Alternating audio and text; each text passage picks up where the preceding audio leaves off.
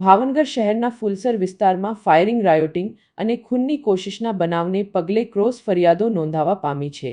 DYSP R સિંઘાલે જણાવ્યું હતું કે ફુલસર વિસ્તારના કર્મચારીના ઘરમાં ફાયરિંગ, રાયોટિંગ અને ખૂનની કોશિશને પગલે ફરિયાદ નોંધાઈ છે. બનાવની હકીકત એવી છે કે નયનસિંહ ડોડિયા એક્સ આર્મીમેન સોસાયટીમાં રહેતા હોય, જ્યાં યુવરાજસિંહ જાડેજા ત્યાં રહેતા હોય અને તેનો ભાઈ સૂર્યદીપસિંહ અવારનવાર બાઇક લઈને નીકળતા નયનાસિંહ ડોડિયા તેને સમજાવવા જતા બોલાચાલી થઈ હતી. ત્યારે હવામાં ફાયરિંગ કરાયું હતું, જેને પગલે હત્યાની કોશિશ અને રાયોટિંગના ગુનાને પગલે અને જાનથી મારી નાખવાની ફરિયાદો ક્રોસમાં બોરતળાવ પોલીસ સ્ટેશનમાં નોંધાય છે.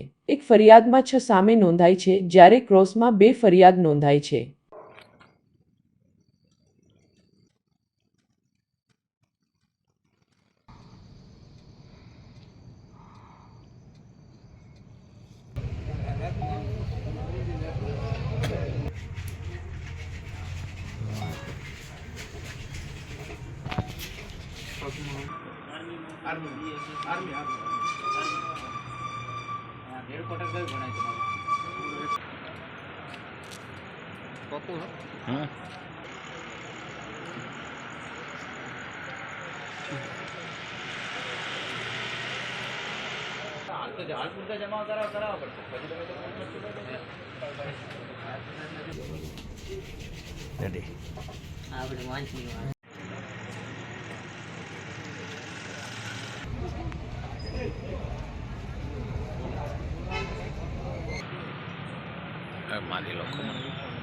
બોરતળાવ પોલીસ સ્ટેશનનો જે ફુલસર વિસ્તાર જે છે ત્યાં કર્મચારી જે નગર જે છે ત્યાં ખૂનની કોશિશ, ફાયરિંગ સાથે નો તથા રાયોટિંગનો બનાવ, આમ ક્રોસનો બનાવ દાખલ કરેલો છે. જેની હકીકત એવી છે કે નયનસિંહ ડોડિયા જે છે એ એક્સ આર્મી મેન છે અને તે આ જ સોસાયટીમાં જે છે રહે છે અને સામે પક્ષે ધ્રુવરાજસિંહ જાડેજા બી આ સોસાયટીમાં નજીકની શેરીમાં રહે છે. આ હકીકત એવી છે કે આ નયનસિંહ ડોડિયા જે છે તેના ઘરેથી જે આ ધ્રુવરાજસિંહનો નાનો ભાઈ સૂર્યદીપસિંહ અવારનવાર બાઇક લઈને જતા હોય, તેનું મન દુઃખ રાખી આ નયનસિંહ ડોડિયા દ્વારા તેના પરિવારના સભ્યોને જઈ અને આવું નહીં કરવા માટે સમજાવતા બંને પક્ષો વચ્ચે બોલાચાલી થયેલ અને તેમાં આ નયનસિંહ ડોડિયા પોતાની જે હથિયાર હતું તેનાથી હવામાં ફાયરિંગ કરેલા છે. આ અનુસંધાને ક્રોસમાં જે છે બોરતળાવ પોલીસ સ્ટેશનમાં હત્યાની કોશિશ તેમજ રાયોટિંગનો ગુનો દાખલ થયેલા છે અને આ કામમાં બંને ફરિયાદમાં જણાવેલ તમામ જે આરોપીઓને પોલીસ દ્વારા હસ્તગત કરવામાં આવેલા છે અને હાલમાં તપાસ ચાલુ છે. ક્યાં રહેવાનું મોટા શું આ ઘટના બની છે? કાંઈ નહીં, એક ભાઈ, મારો ભાઈ નાનો છે એને ગાડી ફાસ હાંકવાના બહાને એ ઘરે બપોર વચમાં પીધેલી હાલતમાં ઘરે આવ્યો હતો અને બૈરા હતા ને તો એ મન ફાવે એવી ગાળો બોલીને વિયો ગયો હતો. પછી રાતે અમે ઘરે આવ્યા તો પપ્પાને ફોનમાં એવી મન ફાવે એવી ગાળું દીધી ને આ ને તેન. પછી અમે એના ઘરે ગયા પૂછવાના આ ને તેન. એમાં જરીક બાંધણ થઈ ગઈ ને અમે બધા બાંધ્યા. પછી એને એની રિવોલ્વર કાઢી. એ પોતે એક્સ આર્મી છે. એને એનું નામ લગભગ નરેન્દ્રસિંહ કે ના નામ નથી ખબર એનું પાકું મને. નયનસિંહ ડોડિયા. પછી એને રિવોલ્વર કાઢીને મારી સામે એકવાર રિવોલ્વર રાખી, બીવડાયો પહેલાં. પછી એને મને ફાયરિંગ કર્યું તો એ મિસ ફાયરિંગ થયું.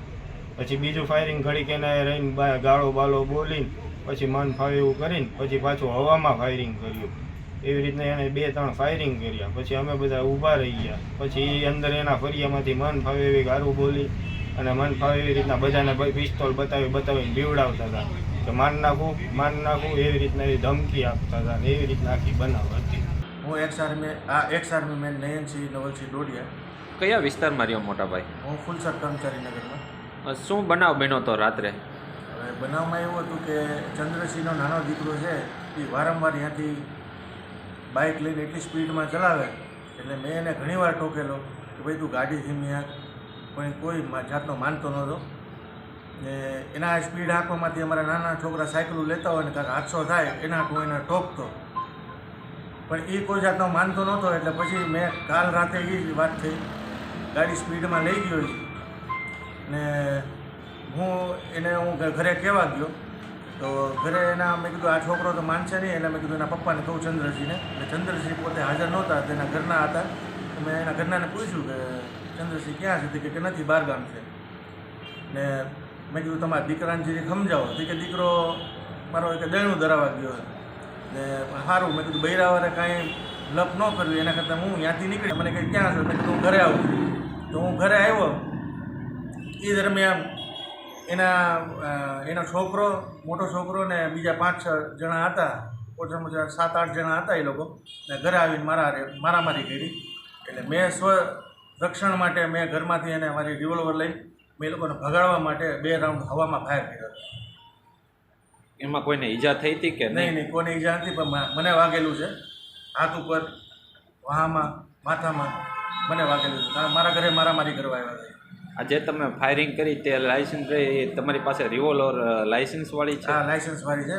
મેં આર્મીમાંથી લાયસન્સ કઢાવેલું છે. હું ને લાયસન્સ વાળી છે. હાલ બોરતળાવ પોલીસ દ્વારા શું કાર્યવાહી કરવામાં આવી છે?